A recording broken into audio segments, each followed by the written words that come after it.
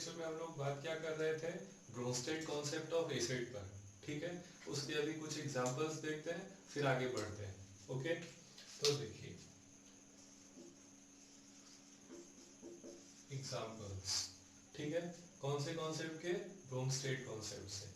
तो सबसे पहले एग्जांपल लेते हैं HCl। HCl क्या करेगा, HCl एक H प्लस मतलब प्रोटॉन लूज करेगा और क्या बनेगा, Cl माइनस। ठीक है, तो ये क्या कहलाएगा, ये प्रोटॉन डोनर है। जैसे ही प्रोटॉन डोनर होगा ये एक एसिड और ये इसका कॉन्जुगेट बेस आएगा। ठीक है, अब लेते हैं हम H2SO4। H2SO4 से एक प्रोटॉन अलग कर दिया जाए तो क्या मिलने वाला है, अब मिलने वाला है HSO4 माइनस। अब जैसे ही H2SO4 से एक प्रोटॉन अलग होगा ये इसका कॉन्जुगेट बेस आ जाएगा। वैसे ही थर्ड एग्जांपल लेते हैं HNO3। HNO3 क्या करेगा, ये भी एक प्रोटॉन लूज करेगा प्लस NO3 माइनस।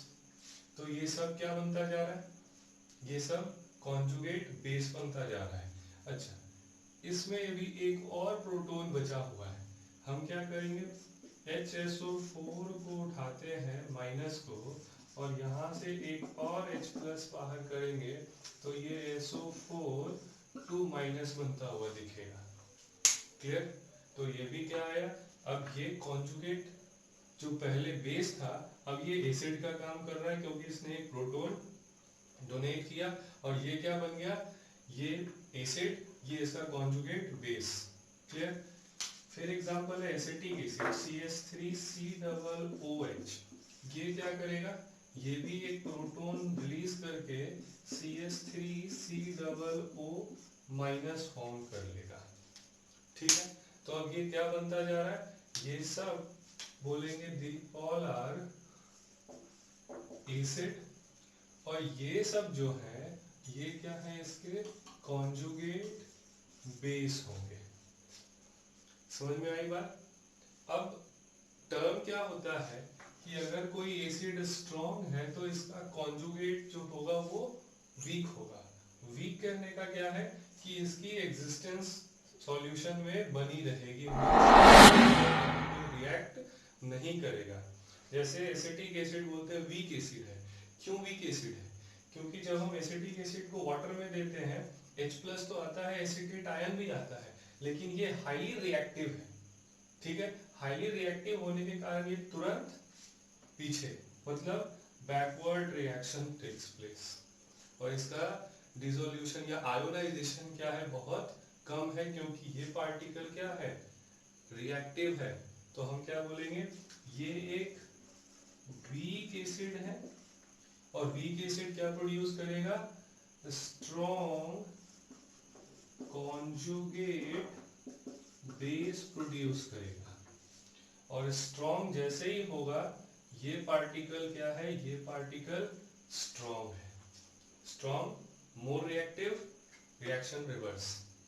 ठीक है, तो जब हम एसिड बेस को या फिर स्ट्रॉन्ग और वीक से डिवाइड करते हैं तो वो किस पर डिपेंड करेगा, वो डिपेंड करेगा कि उसका जो कॉन्जुगेट पेयर बना वो स्टेबल है या नहीं है। अगर स्टेबल हो रहा है हम बोलेंगे वो एसिड क्या है, स्ट्रॉन्ग एसिड था, स्टेबल पार्टिकल प्रोड्यूस कर रहा है।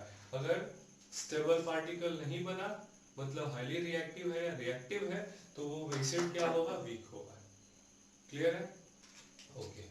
आगे देखते हैं नेक्स्ट एग्जांपल ऑफ कुछ बेसेस के इस तरह से। ठीक है, तो जैसे ही हम लोग बेस की बात करेंगे, इधर एसिड लिया गया था, अब हम लोग बेस लेते हैं।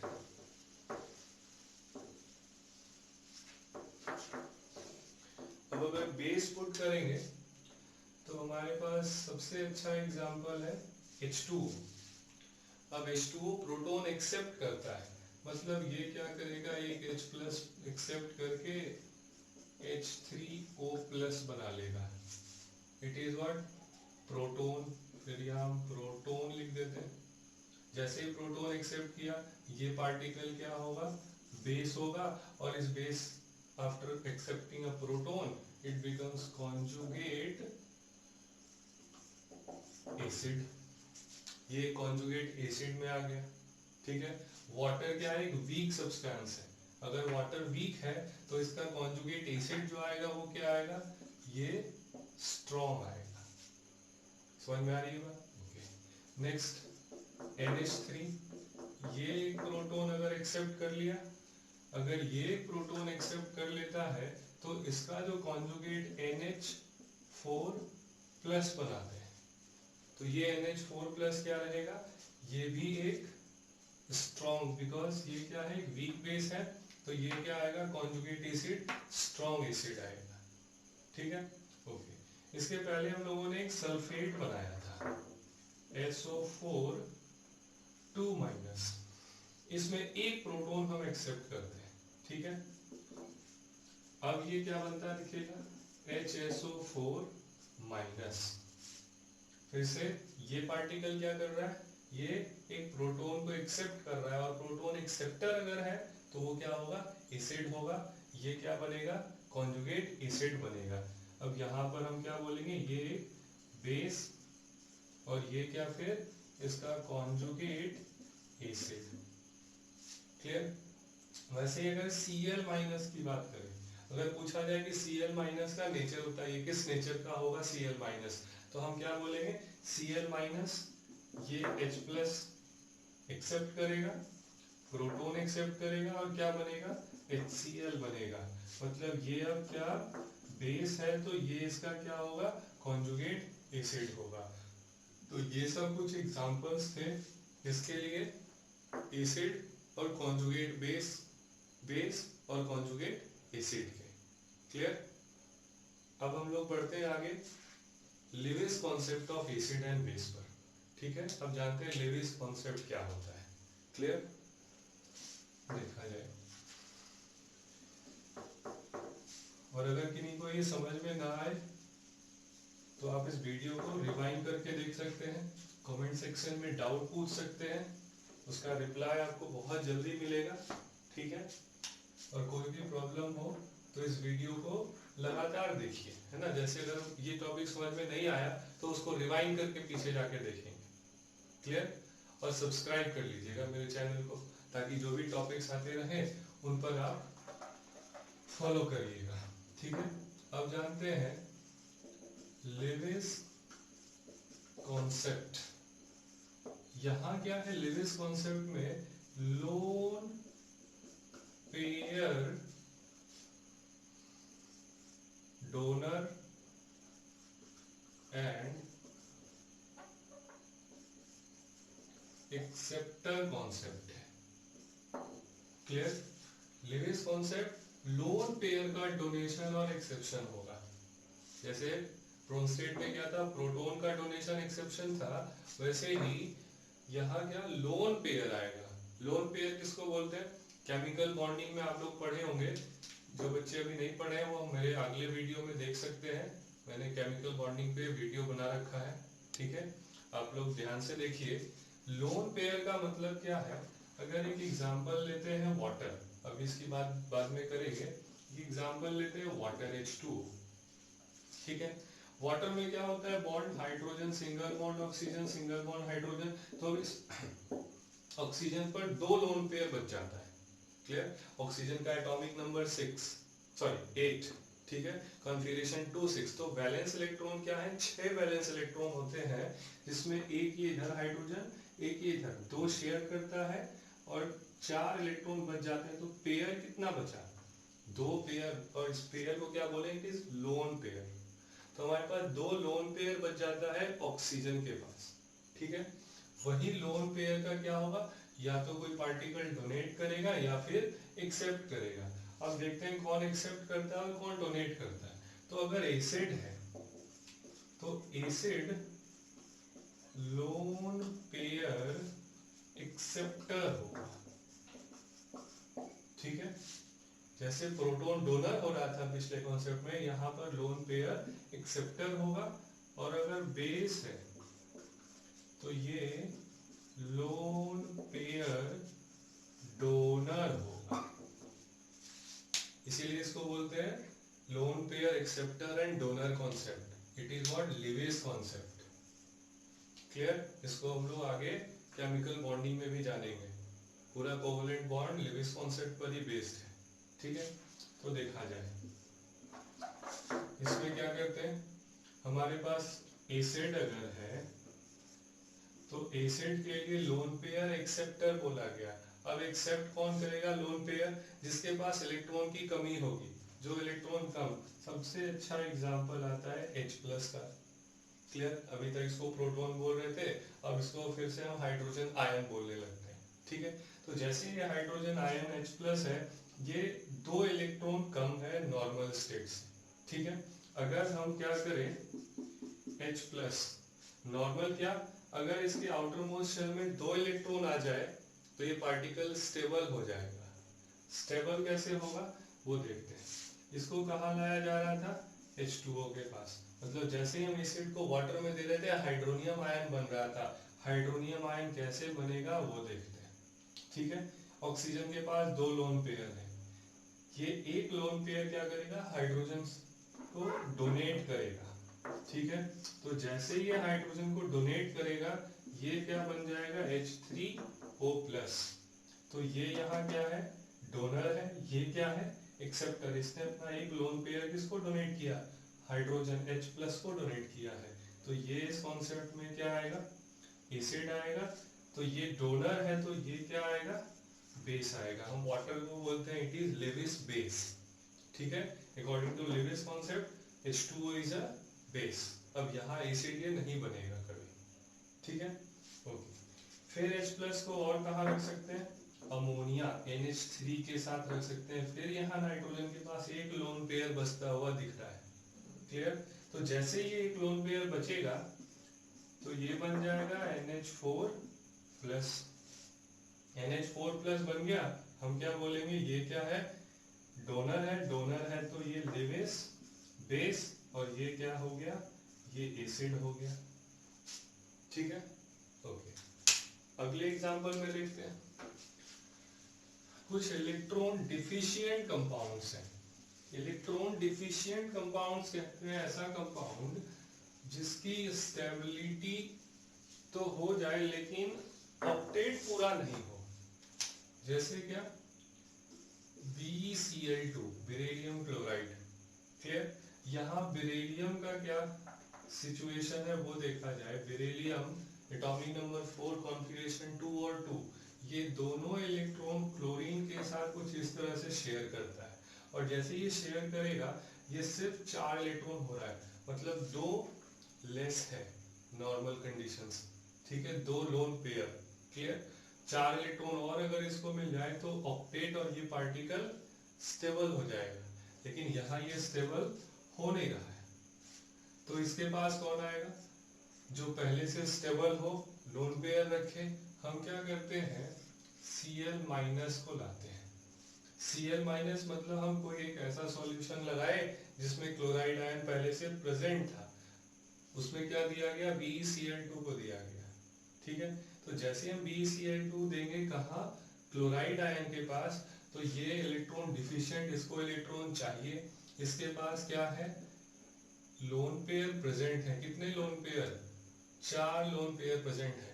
ये काफी रिच है, इलेक्ट्रॉन रिच बोल सकते हैं इसको। ठीक है, तो ये इलेक्ट्रॉन डोनेट कर सकता है। किसको इलेक्ट्रॉन डोनेट करेगा? BeCl2 को। अब एक BeCl2, क्लियर? सिर्फ 4 इलेक्ट्रॉन है बेरिलियम के पास, 4, तो 4 और चाहिए। तो ऐसे हम 2 पार्टिकल्स को लगा लेते हैं। क्लियर? तो जैसे ही 2 पार्टिकल लगाएंगे यहाँ माइनस चार्ज दिख रहा है, 2 माइनस चार्ज आ जाएगा, ये बन जाएगा BeCl4 2-। ठीक है, AlCl3 की बात करते हैं, एल्यूमिनियम क्लोराइड। अब अगर एल्यूमिनियम क्लोराइड को देखा जाए तो फिर एल्यूमिनियम का केस क्या है? एल्यूमिनियम के पास 3 वैलेंस इलेक्ट्रॉन, तो टोटल 6 इलेक्ट्रॉन हो रहा है। 2 और चाहिए 8 होने स्टेबल होने के लिए। तो ये क्या करेगा? क्लोराइड आयन जिसके पास लोन पेयर प्रेजेंट था, ये एक लोन पेयर किसको डोनेट करेगा? एल्यूमिनियम को। तो एल्यूमिनियम यहाँ एक्सेप्ट कर रहा है और क्या बनेगा? ये AlCl4 माइनस बनेगा। ठीक है, इसमें जो डिटेल की बातें है, बॉन्ड्स की बात है, हम लोग आगे कोऑर्डिनेट बॉन्ड में देखेंगे। ठीक है, ओके। तो ये एसिड और बेस का कॉन्सेप्ट था अकॉर्डिंग टू लिविस। क्लियर? क्या था? ये एक्सेप्ट किया एसिड, ये एक्सेप्ट किया एसिड, ये डोनर है तो बेस, ये डोनर है तो बेस हो जाएगा। ठीक है, ओके। अब देखते हैं आगे हम लोग types of acid and base. Types of acids and bases. कितने तरह के एसिड और बेस फॉर्म होते हैं, तो इनका बहुत अलग अलग क्लासिफिकेशन है। ठीक है, सबसे पहले जानते हैं on the basis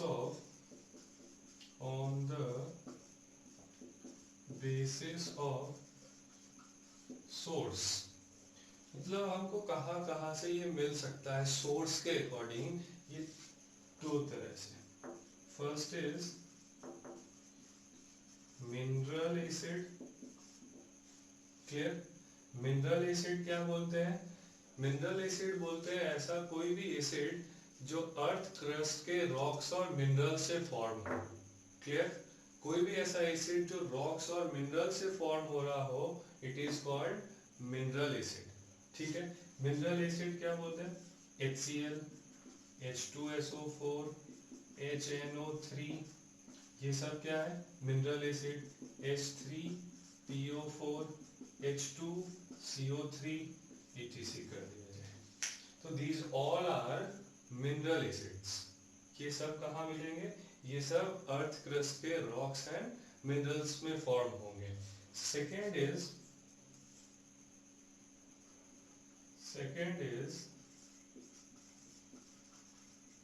organic acid. नाम से क्या पता चल रहा है? Organic means such acids which are obtained from plants or animal sources। कोई भी ऐसा एसिड जो प्लांट और एनिमल सोर्स से ऑब्टेन्ड होगा, वो सब क्या कहलाएगा? Organic acid. Means living sources से जो आएगा। ठीक है, इसका लार्ज नंबर ऑफ एग्जांपल्स है, ये सब आप लोग लिस्ट में यहाँ देख सकते हैं। क्या? हम जो भी फ्रूट्स खाते हैं, है ना, वो सब क्या सॉर इन टेस्ट है। कोई भी ऐसा फ्रूट अगर सॉर इन टेस्ट हो गया, ऑलमोस्ट सभी फ्रूट्स क्या है? सॉर इन टेस्ट। तो सब में अलग अलग तरह के डिफरेंट टाइप्स ऑफ एसिड्स मिलेंगे। ठीक है, ओके। तो on the basis of source ये दोनों classification, mineral acid and organic acid. अगला क्लासिफिकेशन देखते हैं on the basis of strength.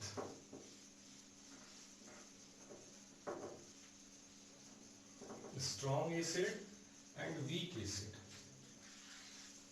फिर आएगा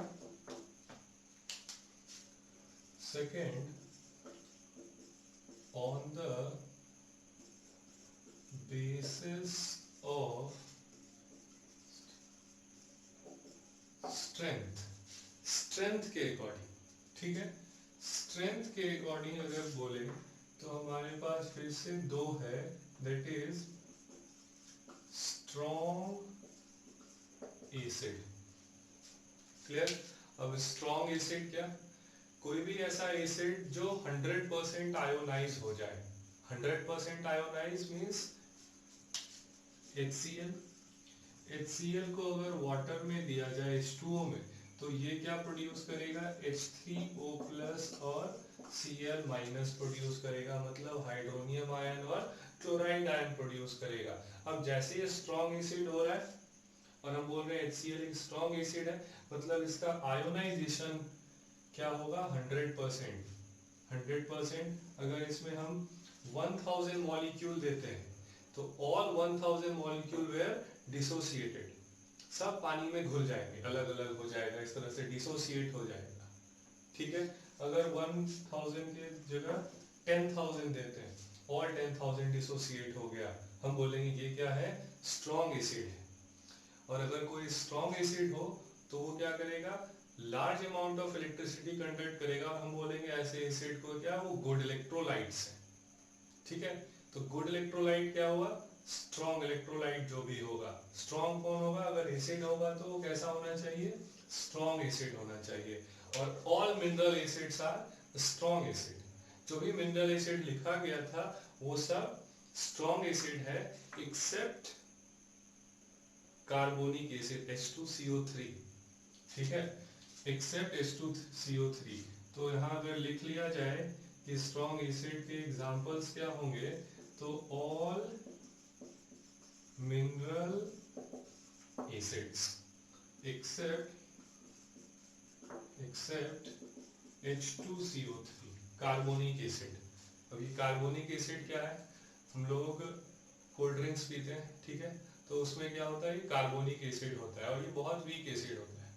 जब हम इसको लैब में भी प्रिपेयर करना यूज करना होता है तो वहीं इसको प्रिपेयर किए, ठीक है, वाटर में हाई प्रेशर से कार्बन डाइऑक्साइड गैस पास कराते हैं, ये बन जाता है, यूज हुआ उसको फेंक देते हैं, वो कोई ऐसा हार्मफुल भी नहीं, क्या क्यों नहीं है वो देखते हैं, ठीक है। जैसे कोल्ड ड्रिंक का एग्जांपल लिया जाए तो कोल्ड ड्रिंक में हम क्या स्प्राइट यूज करते हैं, ठीक है, स्प्राइट को एक शीशे के ग्लास में निकाल लेते हैं, थोड़ी देर में क्या देखते हैं उसमें बुलबुला आता रहता है, कंटिन्यू एंड दैट बुलबुला is what, it is CO2, carbon dioxide. मतलब अगर कार्बोनिक एसिड है H2CO3 है, इसको छोड़ दिया जाए तो ये अपने आप क्या होता रहता है, वाटर और CO2 में टूटता रहता है, ठीक है।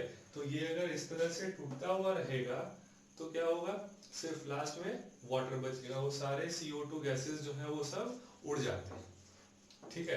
तो इसीलिए जब कोल्ड ड्रिंक आता है तो क्या ऊपर बिल्कुल पैक होता है, जैसे हम खोलते हैं करके आवाज आता है, वो दैट आवाज क्या, वो इसका प्रेशर वहां जो क्रिएट हो रहा था बाहर अपने आप डिसोसिएट। और अगर ढक्कन हम खुला छोड़ दें तो क्या होगा, पूरा का पूरा CO2 बाहर, क्या बचेगा, वाटर, सिर्फ पानी बचेगा।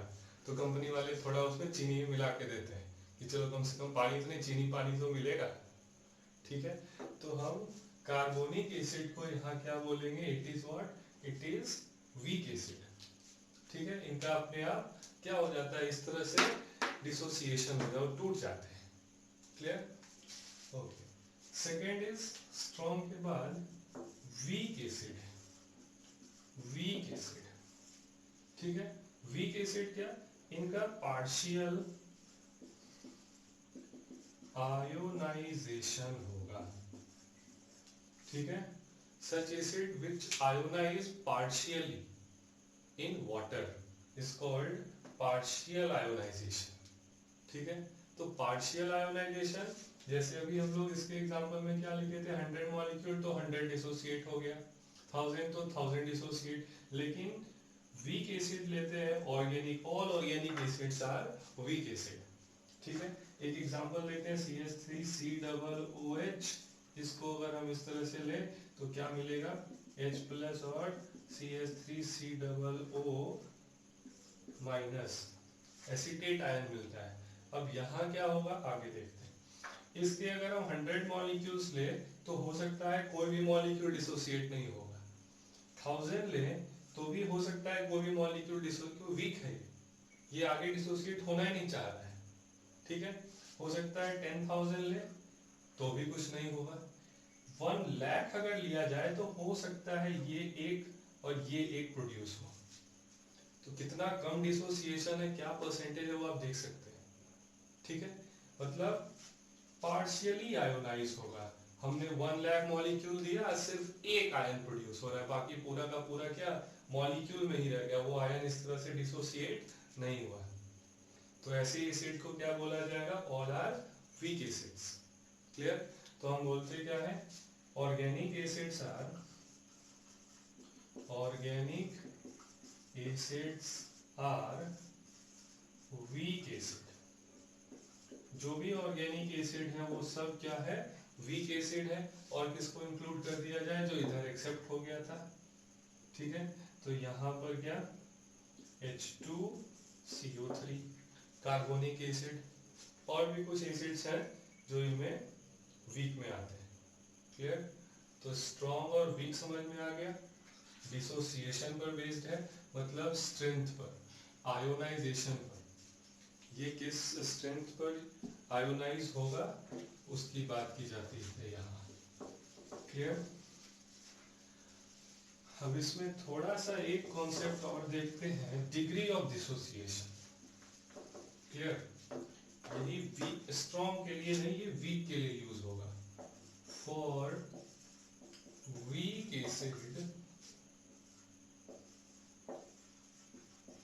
डिग्री ऑफ डिसोसिएशन, इसको अल्फा से रिप्रेजेंट करते हैं। Alpha is used. अल्फा क्या होगा? अल्फा इज इक्वल टू होगा, it is equal to number of moles of acid dissociated divided by total number of moles of acid taken। समझ में आ रही होगी ये बात? क्या है? Number of moles of acid dissociate, कितना डिसोसिएट हुआ और हमने कितना लिया था। जैसे अगर एक एग्जांपल देखा जाए कि हमने इस तरह से 1 लाख मॉलिक्यूल लिए थे और सिर्फ एक डिसोसिएट हुआ, तो अल्फा का वैल्यू क्या आएगा? हम इसको क्या लिखेंगे? Alpha is equal to 1/1 lakh. Solve करके क्या लिखना होगा? It is equal to 10 to the power minus 1 2 3 4 5, तो -5 ये डिग्री ऑफ डिसोसिएशन है। तो ये डिग्री ऑफ डिसोसिएशन किसके लिए? For week. स्ट्रॉन्ग के लिए क्यों नहीं? उसकी क्या डिग्री होगी? उसका तो 100% डिसोसिएशन हो रहा है, जितना लिए थे वो पूरा का पूरा डिसोसिएट हो गया। उसके लिए क्या डिग्री निकालना? डिग्री तो उसके लिए निकालेंगे ना जो बहुत कम हो रहा है। कम हो रहा है तो कितना हो रहा है, बस वही कितना को हम क्या बोल रहे हैं यहाँ पर? डिग्री ऑफ डिसोसिएशन बोल रहे हैं। ठीक है, ओके। तो ये कहीं भी टॉपिक समझने में कोई भी प्रॉब्लम हो तो आप इसको रिवाइंड करके फिर से देख लीजिएगा। क्लियर? इस चैनल को सब्सक्राइब कर दीजिएगा, बेल आइकॉन क्लिक कर दीजिएगा, ताकि जो भी नए वीडियोज आते रहेंगे वो आपको अपडेट होते रहेंगे। और जहाँ भी समझ ना आए इस वीडियो को बार बार देखना है, और समझ में नहीं आया फिर भी नहीं आया तो हम क्या करेंगे, आपको कमेंट सेक्शन में लिख देना है कि सर ये टॉपिक थोड़ा सा फिर से डिस्कस कर दीजिए या सॉल्व कर दीजिए, इस तरह से। ठीक है?